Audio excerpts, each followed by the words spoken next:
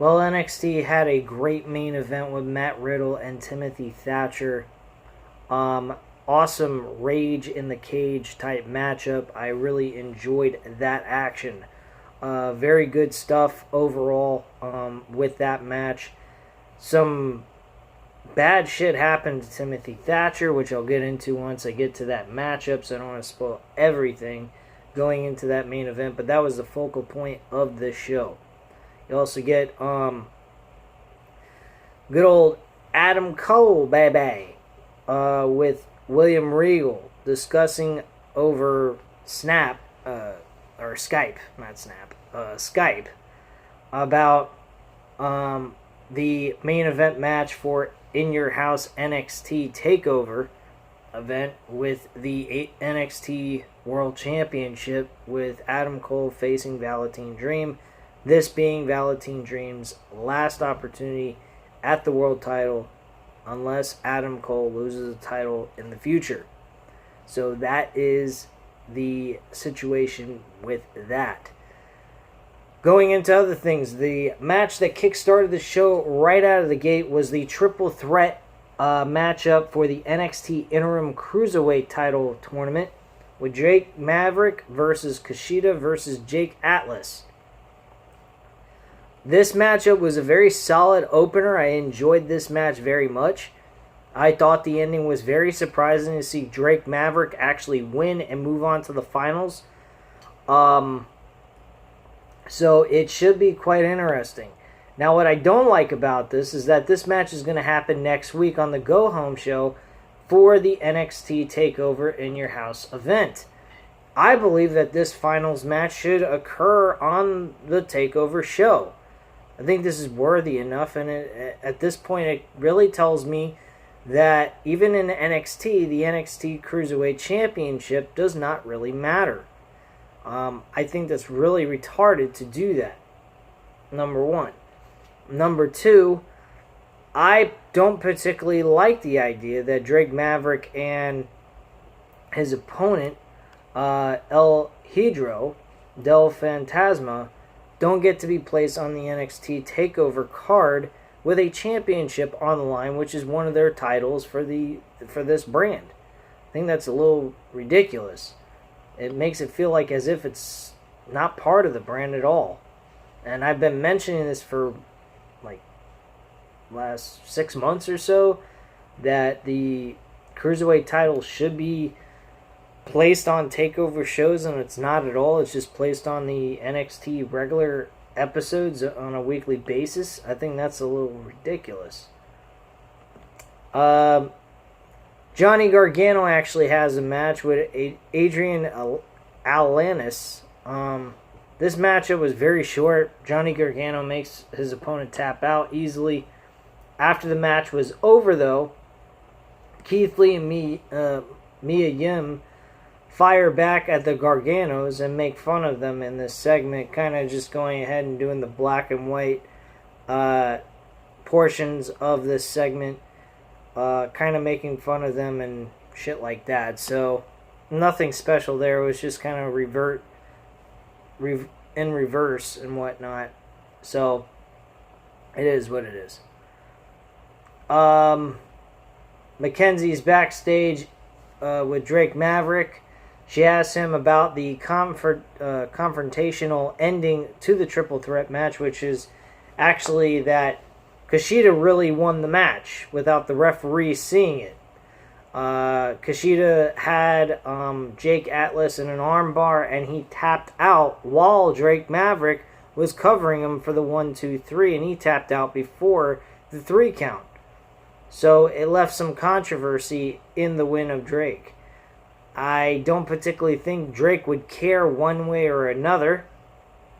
Either way, he just wants to move on to the finals, which I don't blame him. I mean, it was hard enough that triple threat match for him to even get to this point. And not to mention, he's an underdog out of everyone that participated in this entire tournament. But Kushida does walk up to him and show him some respect, telling him to just fight, just go fight and win. And Drake shows respect back and says he wants to give Kushida the first title shot when he wins. Drake shows excitement over the win, and we go back to commercial break. Come back, and we're having a segment with Imperium.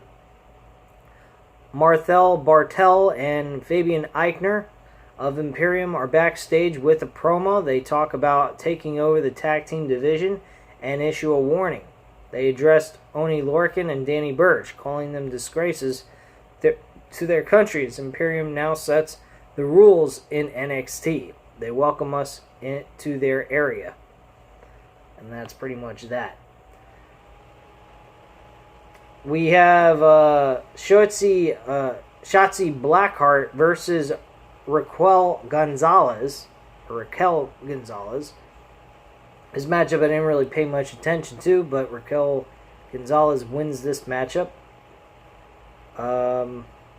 Don't really have a comment on the matchup itself at all, so who cares? After the match, Dakota Kai stands tall in the ring with Gonzales as the music hits. Knox enters the ring to check on Schatzi as we go to replays. Kai and Gonzales stand tall on the stage, looking back at the ring and taunting Schatzi and Knox. Then we have Finn Balor making a comment towards Damian Priest.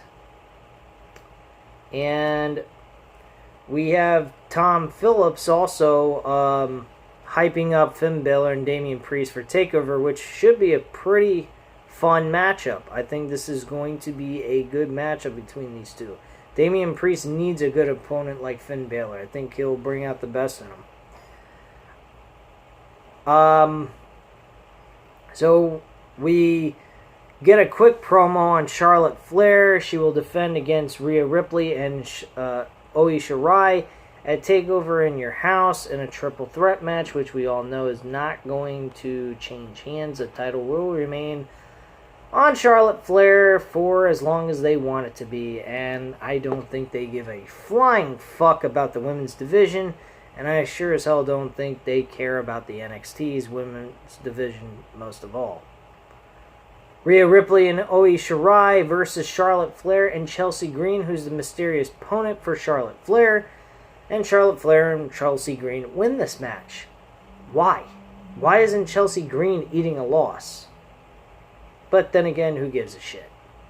Matchup wasn't bad. I enjoyed watching that one, but the ending didn't really, excite me all that much.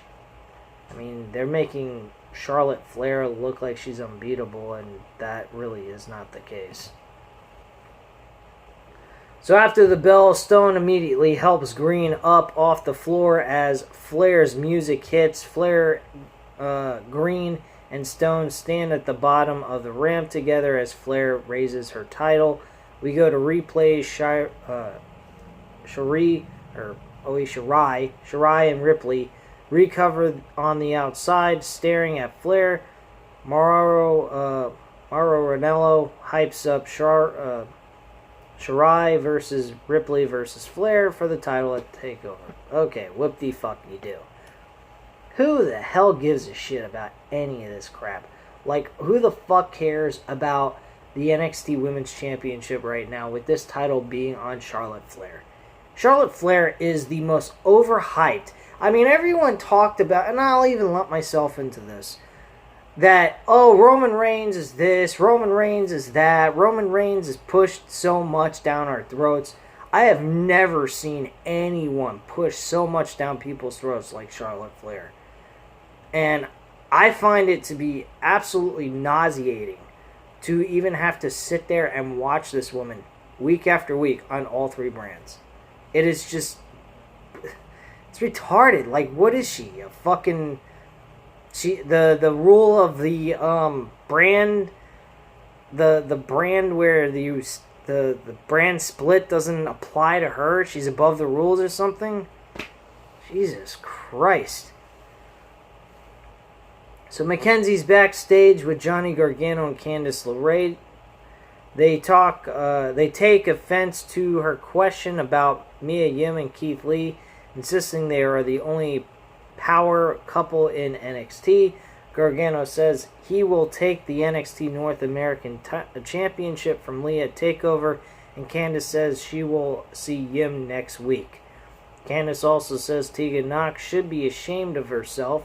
They walk off, and that's it. So backstage, Kurt Angle is shown talking to Matt Riddle ahead of tonight's main event. And then we have Adam Cole, baby, being interviewed by William Regal, trying to negotiate a common ground of what to do with the NXT World Championship for the TakeOver in Your House pay-per-view.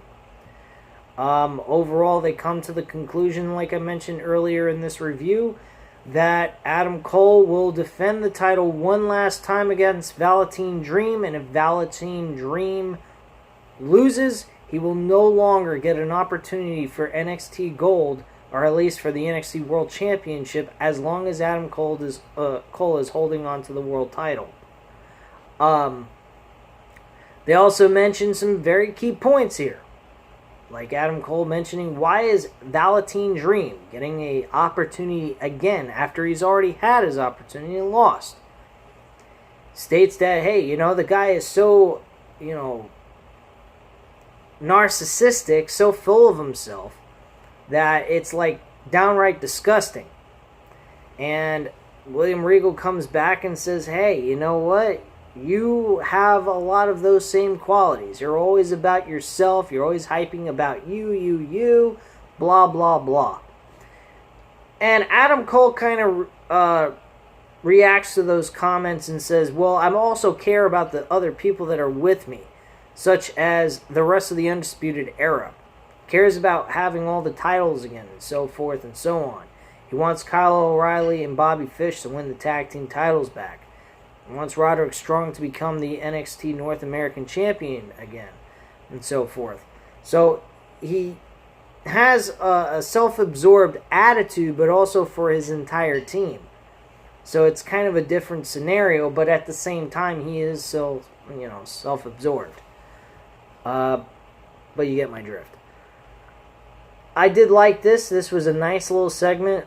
It was very, typical. We've seen this before. We've seen the whole, bullshit scenario about this is your last chance, you'll never get another shot again type thing, and blah blah blah. So it's a normal, average thing that they try to throw together.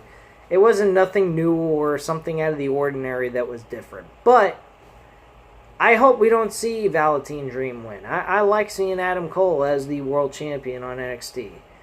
It also signifies a big-time warning sign if he loses the title to Velveteen Dream, because that could mean Adam Cole and the rest of the Undisputed Era will be going to the WWE main roster. God help us all, and God help them if they have to. We have Danny Birch and Arnie Larkin propose a toast. And they basically talking about, I would assume, I didn't really pay much attention to this, is about how they are as wrestlers and so forth. And I guess they're really hyping up this match between Imperium and Arnie Larkin and Danny Birch for the tag team titles. I'm okay with it, but I don't really see Danny Birch and Arnie Larkin winning these titles so soon. I really would like to see Larkin and Danny Birch win. I think that would be a surprise win, most importantly. And, it is what it is. I don't know. I really don't care, quite frankly. I'm sure these two teams will put on a good matchup whenever they decide to put this match together.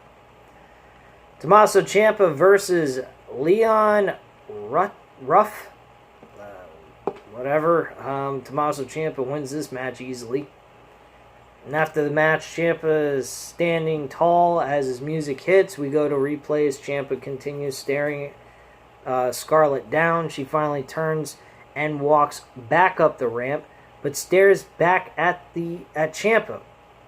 Cross appears on the big screen now, and Cross gives a bravo to Ciampa for the win. He addresses Ciampa's comments from last week about being special, and says special will also come at TakeOver. Cross says on June 7th, He will make Ciampa feel something unlike he has ever felt in his life.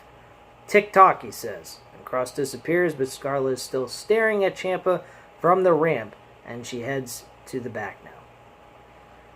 Alright. Then the main event.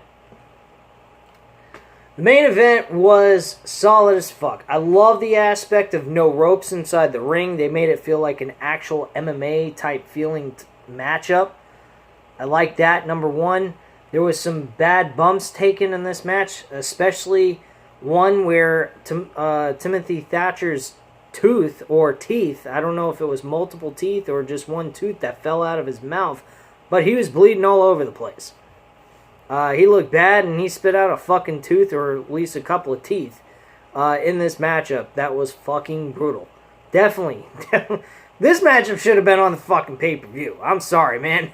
I don't know why this wasn't. This would have, I think, would have stole the show. This was a solid matchup. I enjoyed this match more than any of the other matches on this card tonight.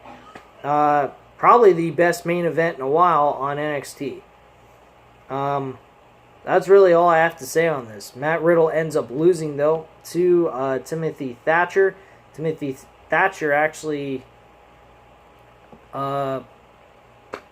puts out Matt Riddle in a submission hold and ends the match. He doesn't actually tap out, though, which is good. Just passes out. So they end up making Matt Riddle lose, but without making him lose by actual tap out, which is a good thing. Unfortunately, with that loss, that's going to bring up Matt Riddle, which is on SmackDown tonight. I'm going to catch that and watch that either tonight or tomorrow morning. I'm not sure. I did not actually watch it live, of course, if you're seeing this video being reviewed about NXT from May 27th. But regardless of all that, I'm going to watch SmackDown. God help us all. Hopefully this was a good show. More than likely it wasn't. But anyway, I will give you guys that review tomorrow. If I feel in the mood, I might do a very late review at 1 o'clock in the morning or something like that, and come back here and give you that review again for SmackDown anyway. So anyway, guys, hit the like button, hit the subscribe button if you're not subscribed to the channel, of course, and leave a comment down below, and I'll definitely get back to you on any of the comments that you have to say about this episode or any other wrestling type topic. And I would love to hear from you guys, and I appreciate all the comments and all the likes that you guys have given me over the last couple of episodes that have uploaded on this channel, and I hope to continue to have that going forward. Anyway, guys, thank you very much for watching. Have a great night.